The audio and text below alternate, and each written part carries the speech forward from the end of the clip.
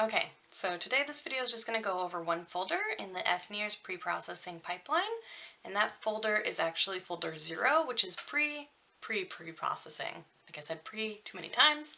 But basically what this folder is going to help you do is make sure that your data is organized correctly, that you have the data prefixes in front of it, that you have all the triggers you want before you actually pre-process so you don't run into errors, and so it actually pre-processes correctly and compiles your data correctly. So inside this folder you have a bunch of functions and some scripts, but the one that I think is easiest to work off of is this one right here, the pre-processing. And basically it just kind of helps you run through these like singular functions, which you can run on your own if you want, but I think this is much easier. So there's a lot of comments, so if you do have questions outside of this video, make sure to read them over or go to the GitHub. But the first area that you'll see is scripts to run. So these are actually in order of like how you want to run them. So we'll go through them one by one, but you can just turn them on and off by 0 will always be off, 1 will be on, and then just note for the reorganize there's actually 3 options, but we'll go over that in a sec. Alright, so then you have your inputs, and your inputs are important for what you're doing and specific to your study. So we're going to do a couple of examples, and they're going to be hyperscanning examples. So I have the data here on my desktop, and what we'll see for this first example is that this is hyperscanned. So here we see first the dyads, and then it should be in the organization of dyad subject scans, but the way that it output from Aurora is that it just output the dyad with all of the scans for both subjects. So 3161 and 3162 are 2 different subjects. So what we want to do is we want to actually separate them, and we want it to be dyad subject scans. You'll also notice that one of these folders doesn't have a data prefix in front of it, and that's a problem because if we run the pre-processing, it's not going to recognize that folder as a data folder, and it will just skip it. So those are 2 things that we kind of want to fix right away. So let's just see how we can do that. So what I'm going to do is I'm going to run this very first function, which is add prefix. And what I need to make sure is that down here in my inputs, the prefix is what I want it to be, which is just CC. And then whether it was a hyperscan and whether it was a multi-scan. So again, if we just look at our data structure, it was a hyperscan, and then we have multiple scans per subject. So each subject has 4 scans. All right, that's all I actually really need to change. These inputs are for later and for these other functions that we can run. So I'm just gonna hit run, and it just doesn't recognize it because I haven't made it active in my path. You can do that manually. I just like to do add path. And so it asks me where is that data stored, and I'm going to say it's here in CC data, and done. So you can kind of check and see if it did what you wanted by just going into the data, and we can see that it added that data prefix to the folder that was missing it. Also, if it's not a folder, it will not add the data prefix. So you can have other files in your main data folder, but just make sure that they're not other folders, or else it's going to add that data prefix to there. Alright, so I'm going to turn that off because I don't need to run it again. If I did run it again, it's not really going to do anything, but I'm just going to turn it off. So now what I want to do is reorganize that folder structure, because like I said, I want it to be dyad subject scans, and it's actually just dyad scans with all the subjects. So that's going to be a number 2. So I'll change this to 2. I would do 1 if instead it output my data as something like another study we'll go over in a second, where it's a dyad, and then it has the scans, and then the subjects. So instead I would want to flip it, so it's subjects and scans. However, we're doing the one where it just output all of the scans for all the subjects, so we're gonna do 2. So now, just make sure your data prefix is correct, that your hyperscan is correct, multi-scan is correct, and then down here, we also want to change some things. So if it's a hyperscan, we want to say however many participants there were. So there were 2. We want to name the new directory. So I'm actually going to change this to fNIRS. You'll notice right now it's called CC data, so just make sure that it's a different name or else it won't create the new folder. And then we want to make sure we have the correct scan names. So the scan names should always be the same and they should be alphabetical. So if you want to double check, if you've forgotten, you can just look at your data structure, but click Convo, Post, and Rest, and it should be the same for all of your subjects. And then this down here we don't need to worry about just yet. So again, I'm just going to run this. I'm going to select my data. Alright, and it actually goes into the folder so you can see that it did it correctly. But what we see here is dyad, and then subject, and then all the scans. And then inside the scans is like the actual data that's output. So that looks great. Very happy. You can also check down like on your desktop, which is where it's going to put it, or wherever you specified to put it based on your new directory. So I have this CC data and I have this CC NIRS. So it's usually what it will do is it'll just kind of leave this empty folder, and that's fine. You can just delete that. And now I have this new data folder that has it organized correctly. So from dyad to subject to scans, and then the scans with data. So great, super happy about that. I'm going to just move this file into my new folder, and then we can kind of just delete this. Alright, so that's reorganized folders. So now I'm going to say, okay, I don't want to reorganize my folders anymore, and instead what I want to do is just check that I have the right amount of scans for each of my dyads and subjects, and that they're named correctly. Data prefix and before the name of the scan. So here, as an example, which is the one we're running over right now, we have CC, so that's the data prefix, and then we have an underscore, and then we have the subject ID, another underscore, and then the name of the scan. So altogether, that's 4 plus 2, so 6. So I'm going to do my ID length as 6, and then I'm just going to go ahead and run this. So I'm going to go to desktop, select my data, and we come over here, and the very first thing we can check is the S names. So S names is just the singular name for each scan, and that looks really great. As an example, let's say I did it a bit longer or shorter. So let's say I did 5. If I run that, and I look at S names, I get that underscore in there. You might not mind that. I personally like it to be perfect, so like if for some reason you put the ID length in wrong, it's just going to make it so that when you're compiling the data, that's how you know which scan it is.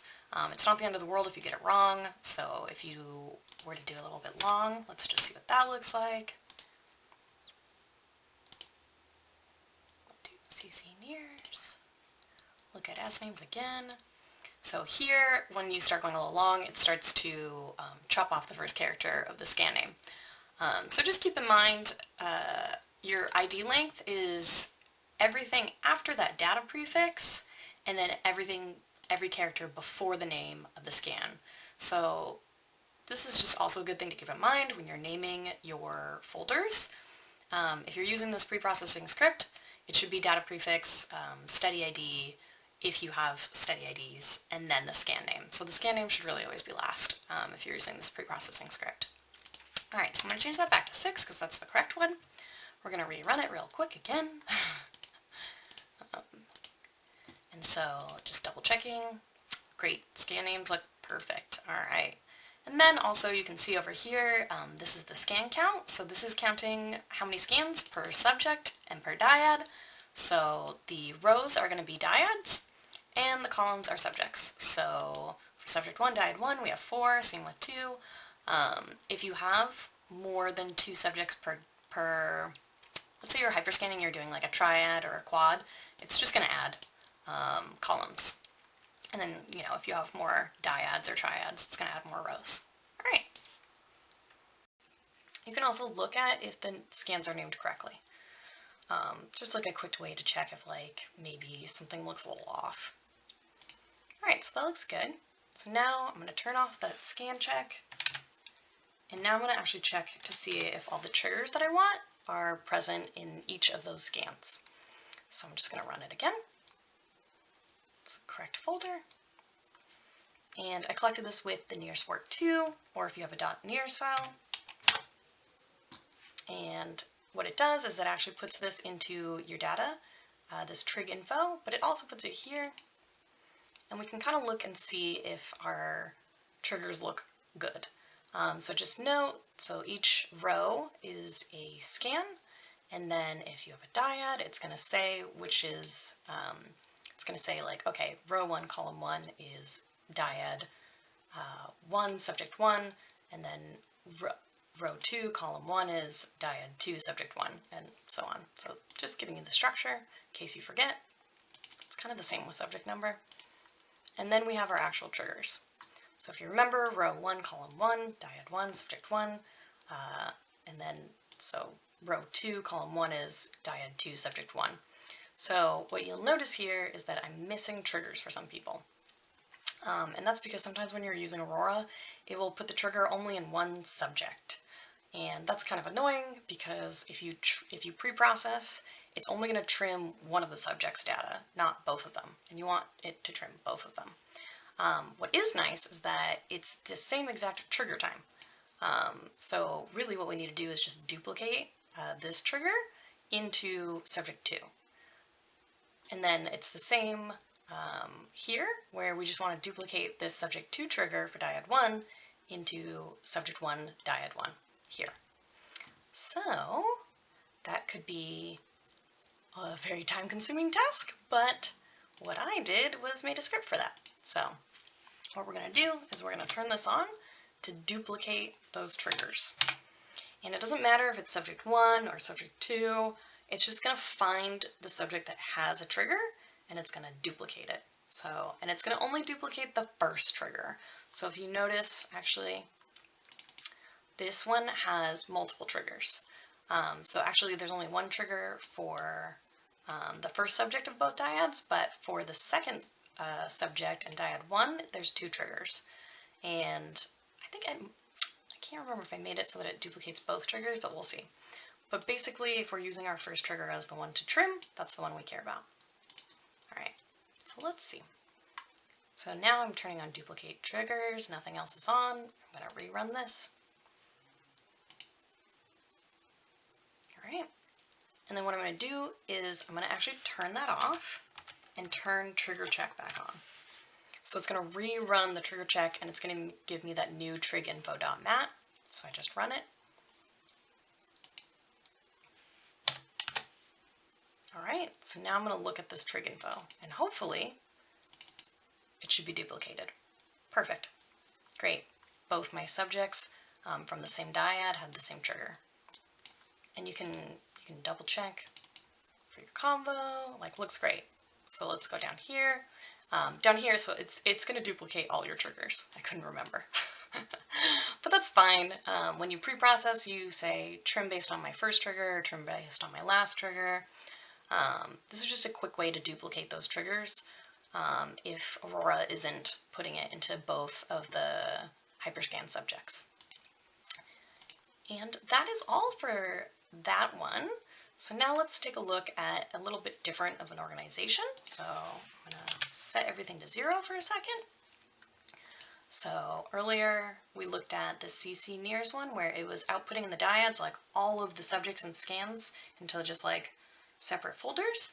However, I also have this hyperscan data where for some reason it output it as dyad, scan, and then subject, but I want it to be subject and then scans.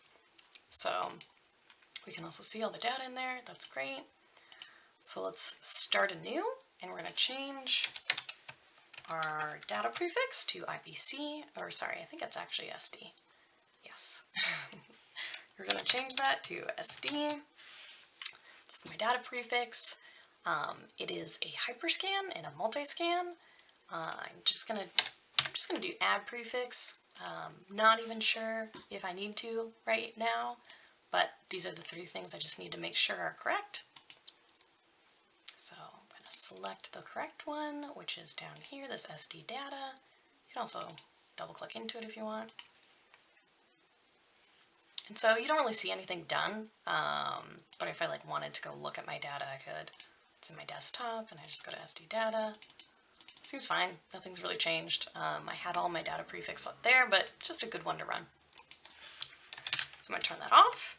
And now I'm going to say, okay, I want to reorganize the folder, but I want to flip the scans on subjects. So now this time I'm going to put 1. So last time we put 2 because we wanted to separate the subjects. This time I want it to just flip the scans on subjects. So again, 2 subjects for the hyperscanning. I'm going to change this to SD, fNIRS, because I believe it's called SD data. So it's going to make a new folder. And what I need to do is make sure the names of my scans are correct. So for this study, let's just go to the desktop, SD data. We have 3 different scans, which are bonding, opposition, and rest. So it needs to be those. And again, make sure that it's in alphabetical order. All right, so that looks good. Pretty happy with that. I'm just going to double check that everything's good. All right, and run. So go to my desktop, SD data, great. All right, and so it just, again, it automatically puts me in there, but I can see it did the dyad, the subject, and the scans, exactly like I wanted to. Perfect. And again, I can just go to my desktop, and so I have this fNIRS and SD data. So this is the old, it should just be empty, and it is. And this is the new. And so we have my dyad, my subject, my scans. Looks great. All right, so now what I'm going to do is just delete that folder because I don't care about it. And I'm going to come over here. I'm going to go, okay, great, reorganized, turn that off. Now let's check for my scans. So I'm going to come down here and I want to make sure that my scan, my ID length is correct. So if I keep it at 5, let's just see what happens. And then, oh, number of scans should also change, which is 3. So I'm going to run that. We're already in it. fNIRS. Great. So if I look at my S names, it's a bit too long, right? Because I don't have the B on bonding and the O on opposition. So I'm just going to change that to 4. Run it one more time real quick just to double check. Great. Perfect. All right. So I can turn that off. Again, if I didn't turn this off, it's not a big deal. So the ones that are a big deal is you don't want to do reorganize again. Really, it's mostly just reorganize that you don't want to keep on. Once you do it, just make sure to turn it off. All right. So now I'm going to check my triggers.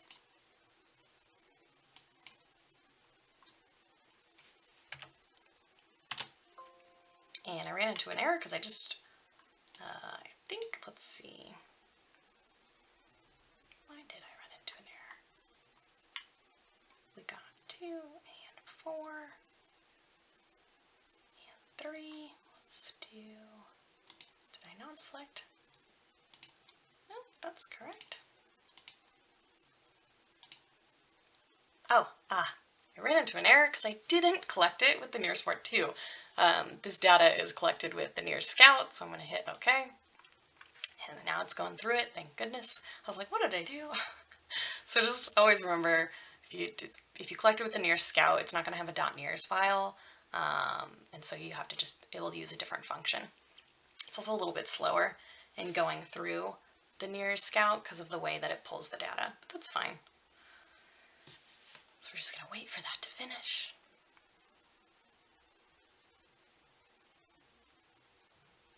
And we're almost there. Alright, so a bit slower with the NIRS Scout, but let's just make sure our triggers look good.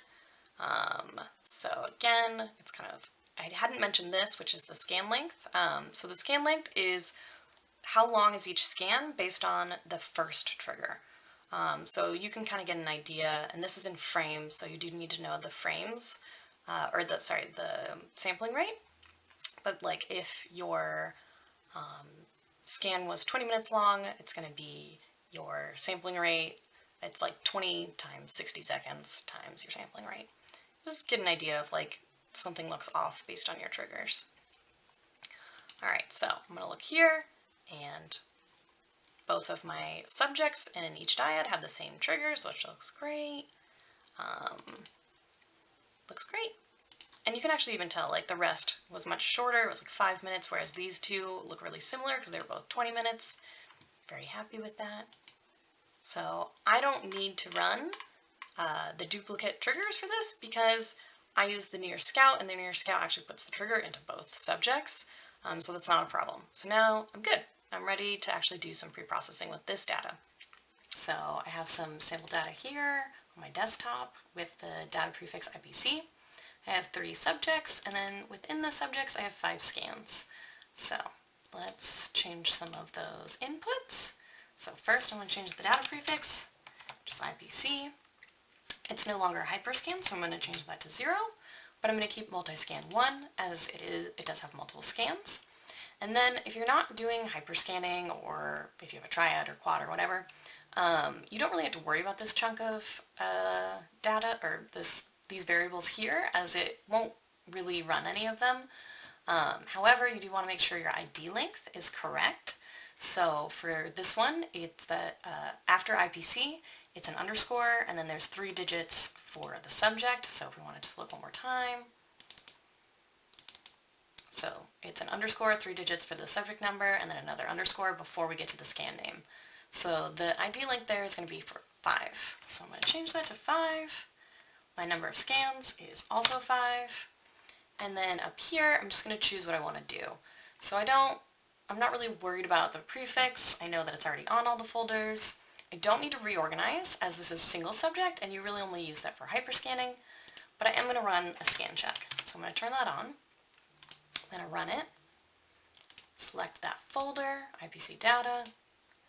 And I can tell already just by looking at my scan count, which is right here, that I'm missing a folder, or I'm missing a scan. And I know that it's in the second subject. I can also get a better idea if I go into scan names, and I can see right here, as all these scan names kind of align, you can make it bigger if you want, that I'm missing the videos folder. Also, I'm just going to check my scan names, and those look great. So I'm just going to go to that folder and add, so it was for 105. So already I can see I'm missing a folder full of data.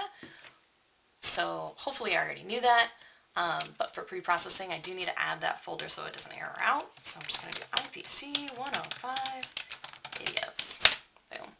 Alright. I could run the scan check again, but I'm feeling pretty good, so I'm just going to turn that off. I also could just run the scan check and the trigger check at the same time. So let's just do that, just to show you that it's not really a problem. So I'll go to my desktop, choose my data, NIRS Port 2 for this data. Alright, nice and quick, because it's the NIRS Port 2. So now, if I look at my scan count, it says 5 for all of them, which is awesome. I'm going to go to my trigger info, those are the correct scan names, and then I'm going to look at my triggers. So, already for videos for the second subject, I already knew we wouldn't have a trigger, as there's just no data there. So it just gives you a nan. However, if you have data there, but you're missing a trigger, you're going to see these zeros. So for this in-group scan here, it looks like we don't have any triggers for the second and third subject. So just to get an idea, maybe you started that scan and didn't need the trigger. So like the beginning of the scan is just like where you would want to trim. However, that's usually not really common. Usually we start the scan and then we trigger and then we leave. So let's say I've made a note of this, that we forgot to add that trigger for both of these subjects, and somewhere I have notated the frames at which we should add them. So for this first scan, for subject 2 and 3, I'm going to add the triggers manually. So how do you do that? Well, you can go into this fNIRS pre-processing, and then into the pre-preprocessing folder, and there's something called Trigger Change Manual, which I already have open, but just in case, let's just double click that. And you're going to change all your inputs just like you normally would, as you're not using the script anymore. You're just using the Trigger Change Manual.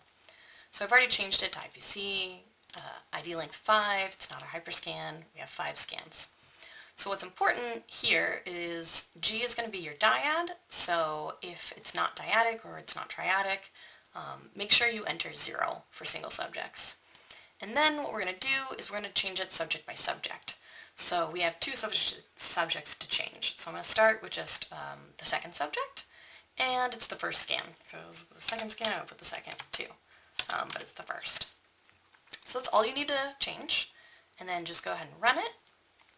And as usual, it's just going to ask where that data is, how you collected it. And so now down here in your command window, so make sure that you have enough space so that you can see this output. It tells you how many triggers you found. So they found one trigger. It says the length of the scan based on the first trigger is 4,400 frames, and the frame location for the trigger is nothing. So it does say it found one trigger because of 0, but actually there isn't a trigger there, so it's telling you like I didn't actually find a location for it. So now it's saying, okay, do you want to change something about these triggers? So you can choose to delete the triggers. So let's say you have like too many triggers, or like you want to trim based on the first trigger, but the first trigger was actually an accident. You could choose delete trigger. But in this case, we want to add a trigger, so we're going to come down here and we're going to do add trigger. If you also did the trigger at the wrong time, instead of deleting it or adding it, what you can do is just change the trigger time, and you would want to actually just do something like this. But for us, because there's no existent trigger whatsoever, we're going to just do 1. Alright, so I hit OK. It says, where do you want to add the trigger? So make sure you're entering the correct frame number, and if it's more than one place you want to add that trigger, make sure that you're putting that in a list form. So if I wanted to add like 3 triggers, because maybe I have a block design or something else, like for example, I might do like, 600, and then, at 900 frames, and then maybe at like 1200 frames, if it's in like blocks of 300. However, if I just want to add one trigger, and you should know the frame at which hopefully you notated it. So let's say I just want to add it at like 512. I'm going to hit OK. And then it just rechecks it. It says you have one trigger at the following frame, 512. Do you want to save this? So if you don't save it, it's not going to actually add it to the data. You do have to press yes to save it. And it just kind of like outputs a bunch of things. So if I just clear that, and I rerun this over here, my trigger check, let's do that.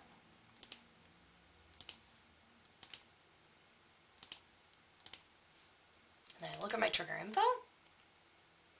So we did that first scan and the second subject. So as you can tell, now in my second subject in the first scan, I have that trigger, which says 512. My third subject still says 0.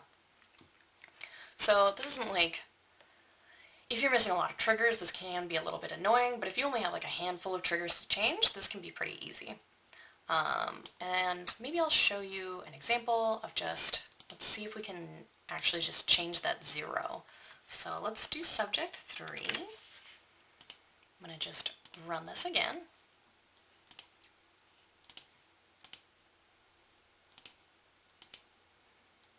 So as you can see, it says it found one trigger, but really it's at the 0 frame. So what if we tried to change it? So I'm going to do OK. It says which triggers do you want to change? If there's more than one, put it in list format. There's not. We just want to change that first one, which technically is non-existent.